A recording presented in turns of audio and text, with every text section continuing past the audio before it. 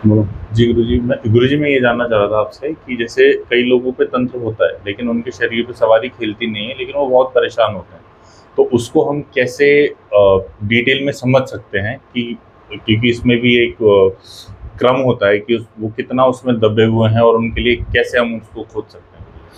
Mainly जो तंत्र होता है, वो तंत्र कई तरीके से होता है।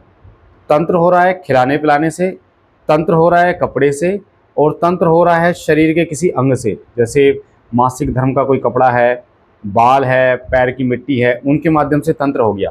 जैसे एक पिछले 3-4 महीने पहले एक बच्ची ने बताया था कि उसके शॉल से उसके ऊपर तंत्र कर दिया गया। यानी शॉल उस नेगेटिविटी को दिया गया और बोला गया कि ये जिसका शॉल है वही तेरा भक्षण है, यानी कि उसके साथ तो तुझे जो करना है वो कर सकता है, वो तेरा शरीर है। तो एक तो ये तरीका है। दूसरा है कि जिसके ऊपर तंत्र किया गया है, जरूर नहीं है कि उनके ऊपर सवारी वो आएगा, यानी जो प्रेत भेजे हैं। एक तो पहली बात समझने वाली बात यह है कि जो तंत्र किया जाता है तो उसमें कभी एक शक्ति नहीं भेजी जाती, यानी शमशान से जुड़ी हुई 3 से 4 शक्तियां भेजी जाती हैं। और मुख्य रूप से जब तंत्र किया जाता है तो उसके शरीर का बंधन कर दिया जाता है, ताकि कोई देवता जल्दी से उस पर अपना पॉजिटिव प्रभाव ना दिखाए, गंदा कर दिया जाता है। अब है कि तंत्र किया जा रहा है पर उसके ऊपर सवारी नहीं आ रही है ना। जैसे कई लोग कह देते हैं गुरुजी जो अगर इसके ऊपर नेगेटिविटी जो भी है उसको बुलाओ, पर हर किसी के ऊपर पेशी नहीं आती। पेशी आती है कुछ लोगों पर, और वो डिपेंड करता है कि कौन सी शक्ति उसके ऊपर भेजी गई है। तंत्र जब किया जा रहा है, अगर वो मतलब पेट में खाने के माध्यम से दिया गया है, तो बहुत ही कम रेयर चांसेस होते हैं कि उन पर पेशी खेलना शुरू कर दे, यानी कि वो शक्ति जो नेगेटिविटी है वो खेले शरीर पर।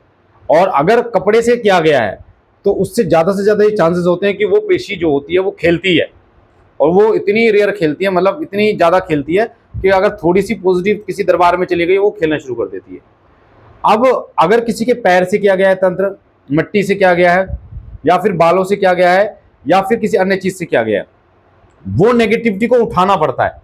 यानी वो दबी रहती है, शरीर को खाती रहती है, जैसे एक दीमक खाती रहती है, शरीर को खाती रहेगी।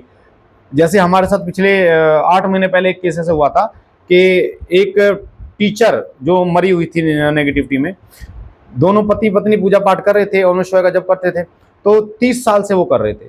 अब 30 साल से उनको पता ही नहीं कि उनकी धर्मपत्नी में नेगेटिविटी है, पर हाँ, जब वो पूजा करते थे तो वो इरिटेट होती थी उनकी धर्मपत्नी, पर वो ये सोचते थे कि ये नॉर्मल है।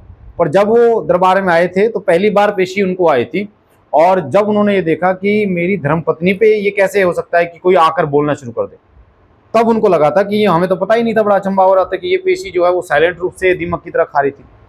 तो ऐसी पेशियां जो दीमक की तरह खाती हैं, तो इस तरीके की भी पेशी होती हैं।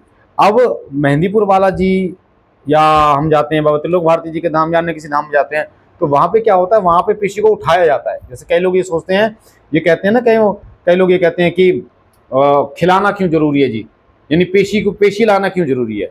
पेशी लाना इसलिए जरूरी होता है उस नेगेटिविटी की, ताकि शरीर के जिस जिस अंग में वो बैठी है वो वहां से ऊपर आए और उस स्थान को वो छोड़ दे, ताकि उस स्थान पर वो घाव ना करे, उस स्थान पर वो पीड़ा ना दे, दर्द ना करे। और जितनी जल्दी उस स्थान से उसे खींचेंगे उतनी जल्दी उसको बाहर निकाला जा सकता है। क्योंकि हमारे नेगेटिविटी का बैठने का जो स्थान होता है वो होता है पैर के पंजे, घुटने, कमर, जंघा, पेट, महिलाओं की बच्चेदानी, नाभि के नीचे गंदी जगह पर बैठती हैं। साथ साथ में जहाँ पे पथरी का दर्द होता है वहाँ बैठती हैं, कंधे पे बैठती हैं, सिर पे बैठती हैं, गर्दन पे बैठती हैं, कमर पे बैठती हैं। ये नेगेटिविटी के बैठने की जगह है।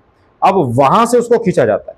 जैसे हम संकटनाशक हवन में करते हैं, हमारा संकटनाशक हवन 7 घंटे का होता है।